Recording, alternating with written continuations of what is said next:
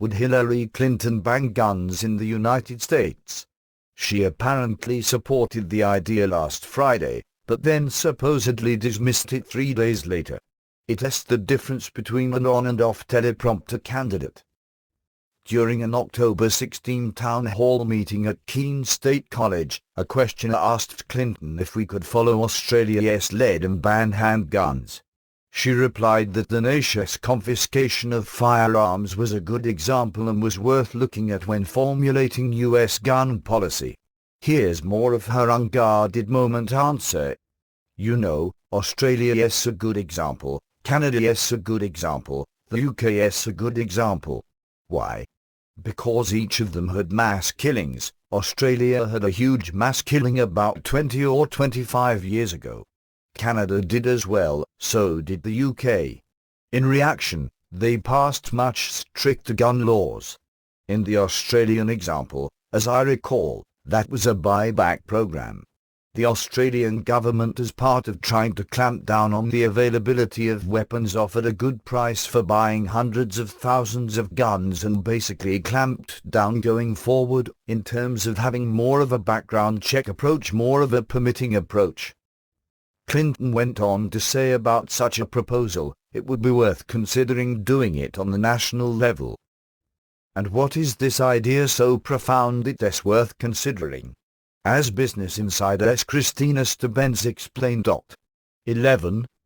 Aside from banning certain semi-automatic and self-loading rifles and shotguns, the Australian legislation required all firearm license applicants to show genuine reason for owning a gun, which couldn't include self-defense.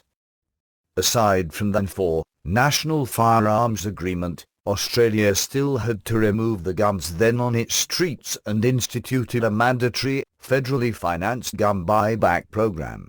Emphasis added. So, a gun law including mandatory confiscation and discounting self-defense as a legitimate reason for gun ownership, and the Democrat frontrunner was all for it. Yet just 3 days after the Keene town hall, the Clinton campaign would walk back the comments. Campaign spokesman Jennifer Palmieri told MSNBC's Andrea Mitchell that Clinton wasn't supporting gun confiscation and has merely proposed very common-sense measures the majority of the public supports. This backtracking isn't surprising. When Al Gore lost the 2000 presidential election to George W. Bush by a razor-thin margin, some observers noted that his gun control advocacy might have cost him a rural state or two and tipped the balance. Also note that while the United States has been steadily drifting left, gun rights constitute one of the two issues. The other is prenatal infanticide, where polls show the electorate has actually shifted right. Thus, honesty on the issue is a political third rail for Democrats.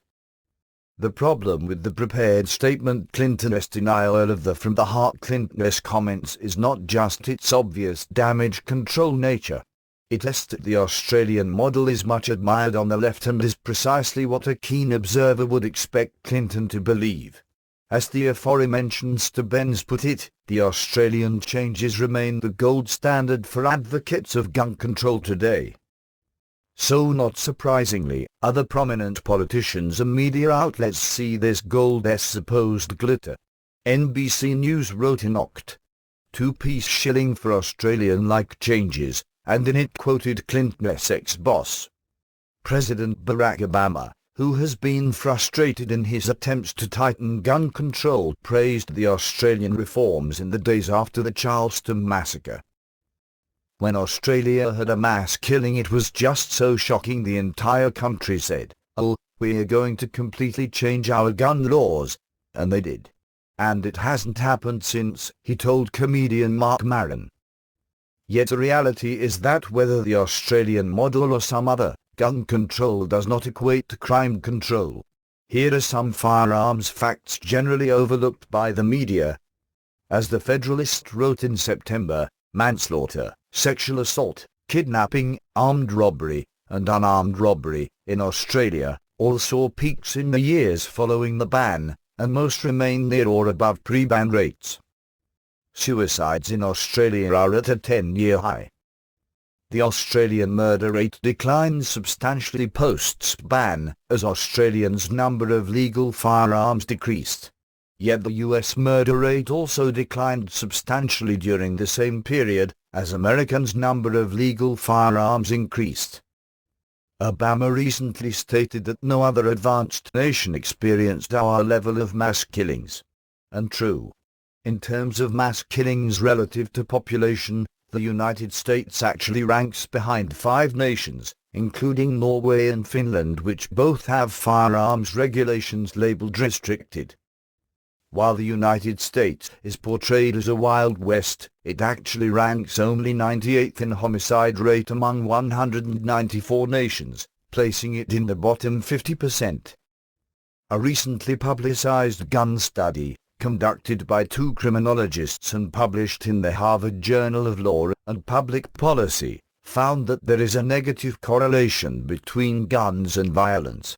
In other words, where firearms are most dense, violent crime rates are lowest, and where guns are least dense, violent crime rates are highest. Examples of the above abound. 1. There are nations with far stricter gun control laws than the United States but higher murder rates. Russia, Mexico, and Brazil are examples. There are also countries with high gun ownership rates but very little homicide, such as Israel and Switzerland, which is the world's 9th lowest murder rate. 2. Japan, which has strict gun control, technically has the world's 5th lowest homicide rate. Yet Japanese descent Americans living in the United States under our relatively lenient gun control laws have a murder rate half that of Japanese living in Japan. 3. The state of New Hampshire has a higher gun ownership rate than the United Kingdom but also a lower murder rate. 4.